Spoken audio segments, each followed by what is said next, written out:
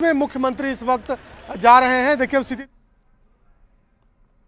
और राजभवन में एक बड़ा कार्यक्रम का आयोजन होता है हर साल गणतंत्र दिवस के अवसर पर 26 जनवरी के शाम में। और देखिए इस वक्त मुख्यमंत्री नीतीश कुमार का जो काफिला है वो राजभवन पहुंच रहा है। जो बिहार में जो सियासी गहमा गहमी की बात कर लें, उस गहमा गहमी के बीच में राजभवन नीतीश कुमार पहुंचे हैं। हाईटी में शामिल होंगे। कई महत्वपूर्ण लोग इसके पहले राजभवन पहुंच चुके हैं। पूरे पटना से कई महत्वपूर्ण जो लोग हैं, अलग अलग संस्थाओं के तमाम लोग इस वक्त राजभवन में मौजूद हैं। भाजपा के भी कई नेता राजभवन गए हुए हैं। उम्मीद है कि तेजस्वी यादव भी पहुंचेंगे। हालांकि अभी तेजस्वी यादव राजभवन नहीं पहुंचे हैं, उन्हें भी आमंत्रण दिया गया है। तो जिस तरीके से लगातार बिहार में सियासत बदल रही है, उस बदलते हुए सियासत के बीच मुख्यमंत्री नीतीश कुमार इस वक्त राजभवन पहुंचे हैं। देखना होगा कि राजभवन में उनका क्या बॉडी लैंग्वेज होता है, किन किन लोगों से वो बातचीत करते हैं, क्या होता है अंदर में, ये भी देखने वाली बात होगी। कि क्योंकि सुबह में जब गणतंत्र दिवस के परेड के समय जब नीतीश कुमार गांधी मैदान गए थे, वहाँ तेजस्वी यादव भी मौजूद थे और भी अन्य लोग वहाँ पर मौजूद थे, लेकिन दोनों में बातचीत नहीं हुई, दूरियां दिखाई दी। और इस वक्त भी देखिए राजभवन के बाहर की हम तस्वीर दिखा रहे हैं, जहां तमाम लोग इस वक्त मौजूद हैं, सुरक्षाकर्मी के साथ साथ तमाम लोग, और बड़ी संख्या में लोग राजभवन में पहुंचे हैं।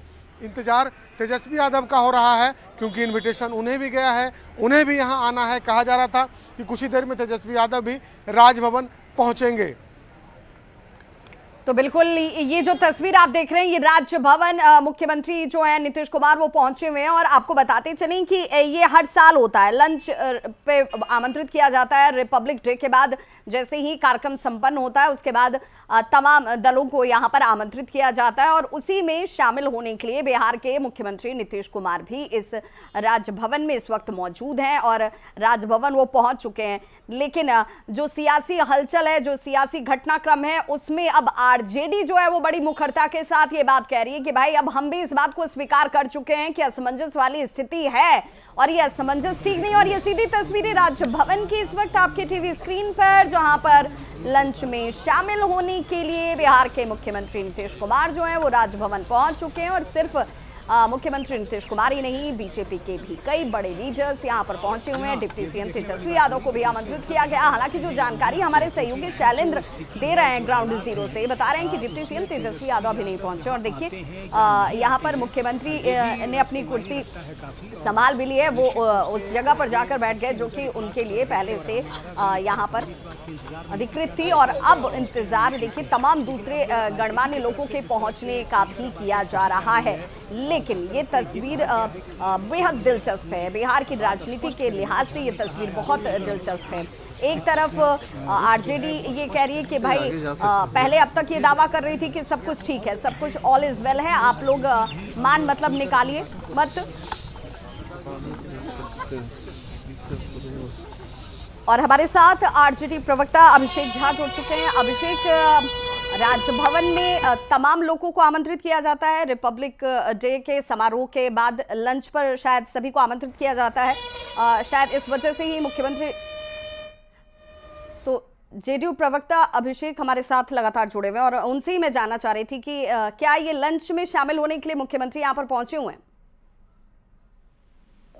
ये तो एक हर साल की पद्धति रही है कि इस दिन एक हाईटी का आयोजन होता है माननीय राज्यपाल महोदय के द्वारा, वहां वहीं बुलाते हैं सबको, सब लोग उसमें उपस्थित भी होते हैं। कितने लोग वहां पहुंच पाए हैं साबुत जानकारी हमारे पास नहीं है, लेकिन एक ये सामान्य घटनाक्रम है, इससे कोई राजनीतिक नेतार्थ नहीं। अभिषेक, चूंकि आपसे ही जानना चाहूंगी, बड़ी कंफ्यूजन वाली स्थिति है, आखिर हो क्या रहा है बिहार में? क्यों आम जनता जानना चाहती है, आरजेडी क्या जानना चाहती है इससे मतलब नहीं, बीजेपी क्या कर रही है सोच रही है उससे मतलब नहीं, लेकिन आम जनता को तो जवाब देना होगा, उसकी तो जिम्मेदारी और जवाबदेही आप लोगों की है। आखिर ये हो क्या रहा है? देखिए अन्य पार्टियों में क्या हो रहा है, क्या बैठकें हैं, कौन आ रहे हैं कौन जा रहे हैं, बात की हमें कोई जानकारी नहीं है, कोई दिलचस्पी भी नहीं है। हमारी पार्टी के लिहाज से अगर आप कहें तो सूबे के मुख्यमंत्री नीतीश कुमार जी हैं।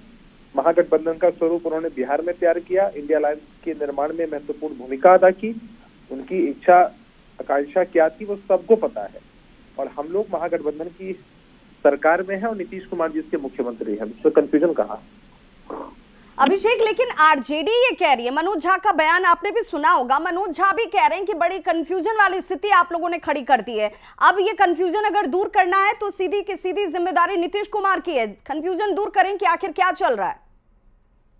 माननीय मनोज झा जी राष्ट्रीय जनता दल के वरिष्ठ नेता है, राष्ट्रीय प्रवक्ता है, राज्यसभा के सांसद है। यदि उनको या पार्टी को कोई कंफ्यूजन होता है तो मीडिया के माध्यम से चीजें तो दूर होती नहीं है। हमें लगता है कि वार्तालाप बहुत बेहतर है राष्ट्रीय जनता दल और जनता दल यूनाइटेड के बीच। यदि कुछ कंफ्यूजन होगा किन्हीं भी पार्टी को या महागठबंधन के अन्य भी दल को, तो वो बैठकर बातचीत की जा सकती है। तो अभिषेक, आपको लग रहा है कि अभी सरकार में सब कुछ ऑल इज वेल है, महागठबंधन में सब कुछ ऑल इज वेल है, जो चर्चाएं चल रही हैं वो सिर्फ कोरी हैं, निराधार हैं? चर्चाओं को तो हम रोक नहीं सकते हैं। नहीं, उस पर अंकुश तो आप लगा ही सकते हैं कि भाई नहीं, जो आप कह रहे हैं वो गलत है। भाई हमने तो कह ही दिया कि हम जो कह रहे हैं वो सही है, बाकी लोग जो कह रहे हैं अपने हिसाब से कह रहे हैं, वो कहने के लिए स्वतंत्र है। मनोज झा फिर क्यों कह रहे हैं कि भाई जोड़ तोड़ वाली जो बातचीत कही जा रही है वो जोड़ तोड़ वाली बातचीत गलत है? लोगों को असमंजस में अगर किसी ने डाल दिया है तो वो नीतीश कुमार को दूर करना चाहिए, यानी कि जेडीयू इस असमंजस के लिए जिम्मेदार है। मुझे लगता है कि मनोज झा जी के बयानों का बेहतर मतलब वही बता पाएंगे, या राष्ट्रीय जनता दल के यहाँ साथी कोई होंगे तो बेहतर बता पाएंगे। अन्यथा सरकार में सब कुछ ठीक है। अरे मैंने तो कई बार इस बात कहा कि सब कुछ ठीक है। अभिषेक, क्या आप इसकी जानकारी दे पाएंगे? जब आपने कहा कि हर साल इस तरीके के आयोजन होते हैं जिसमें मुख्यमंत्री इस वक्त राजभवन में मौजूद हैं और तस्वीरें भी हम सीधी अपने दर्शकों को दिखा भी रहे हैं, लेकिन डिप्टी सीएम यहां नहीं पहुंच पाए, तो ये तो डिप्टी सीएम का कार्यालय बता पाएगा या राष्ट्रीय जनता दल के हमारे साथी बता पाएंगे। सहयोगी होने के नाते आपको कोई जानकारी नहीं है? नहीं, हमारे पास कोई जानकारी नहीं है इस बात की।